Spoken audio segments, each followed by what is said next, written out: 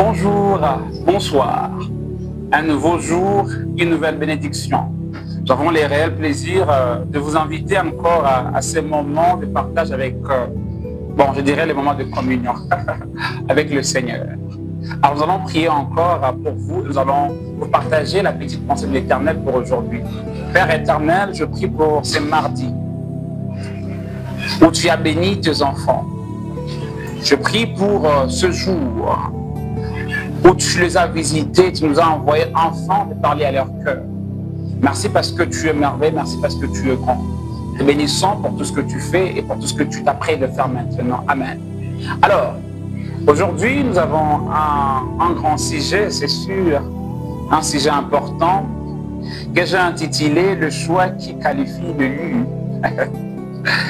Le choix qui qualifie le lieu, c'est un sujet important. Un sujet très complexe d'ailleurs, car quand on dit un choix, on fait souvent allusion dans ces contextes à l'appel que Dieu lance chez une personne.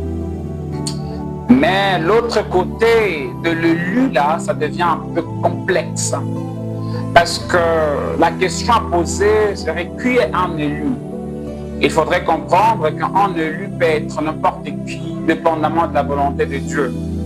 Dieu peut choisir n'importe qui selon son bon plaisir. Et il y a un sujet dans la Bible que nous connaissons tous d'ailleurs, et ça se retrouve dans le livre de Genèse, le chapitre 12. C'est un sujet d'un homme appelé Abraham. Alors, cet homme, c'est le père de la foi. Mais vous devez comprendre que cet homme est chaldéen. Étant chaldéen, il est originaire de Ur, en Mésopotamie, et ils adoraient le dieu lunaire. Donc, ils adoraient les astres. Ils avaient comme spécialité d'interpréter les songes et le mystère. Et cet homme est un homme occulte, mais je dirais occulte dans l'autre sens. Mais Dieu est venu vers cet homme et l'a choisi indépendamment de sa volonté. Avec ses faiblesses, avec ses imperfections, avec une vie spirituelle à contresens, Dieu l'a choisi. Vous allez comprendre que ce qui a fait à ce que cet homme s'aligne à ce choix ou à cette volonté, c'était son obéissance. Donc, parmi les choses importantes à connaître et à savoir, dans le choix d'un élu, il y a 4 choses que je moi-même mentionné, mais vous pouvez ajouter. La première des choses, c'est l'obéissance. Vous allez voir que l'obéissance vaut mieux que le sacrifice. L'obéissance, c'est la dimension qui introduit l'humain à l'adoration. Parce que l'obéissance permet à la personne de sortir de ses pensées, de sortir de sa volonté, de sortir de cette zone de confort, de sortir de ses connaissances et se soumettre à une proposition ou encore un commandement. Et Abraham a obéi. Dans le choix de l'Élie, la deuxième des choses que vous devez comprendre, c'est accepter le sacrifice. Vous allez comprendre que quand Dieu vous choisit, vous devez accepter de perdre certaines choses. Parce que quand Dieu vous choisit, il vous choisit comme étant vous. Il ne vous choisit pas dans la masse, avec une masse au fait que vous allez marcher avec. Dieu vous choisit d'abord individuellement. Mais vous devez d'abord comprendre à laisser certaines autres choses. Vous devez comprendre la notion des sacrifices.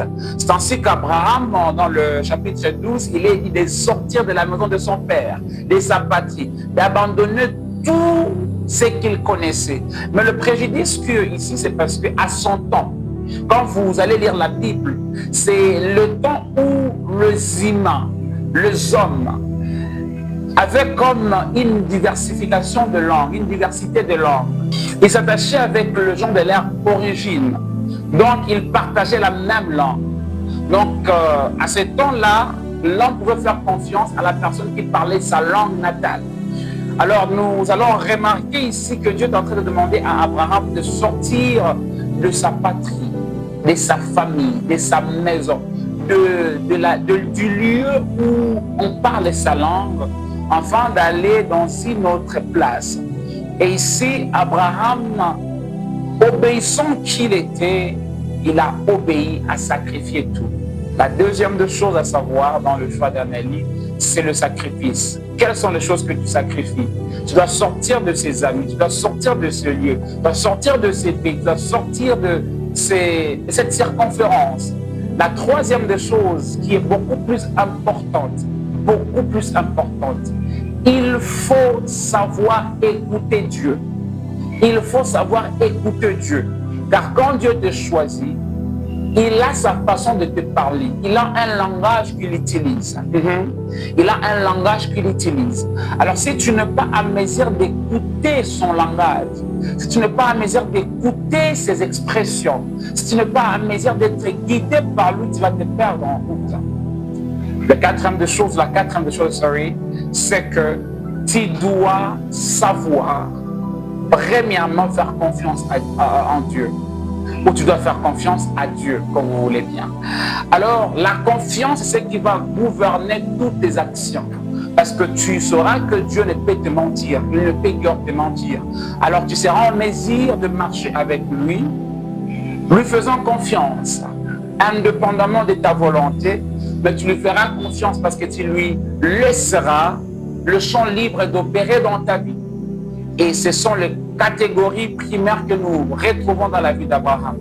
Alors, je prie pour toi que Dieu te donne ces qualités.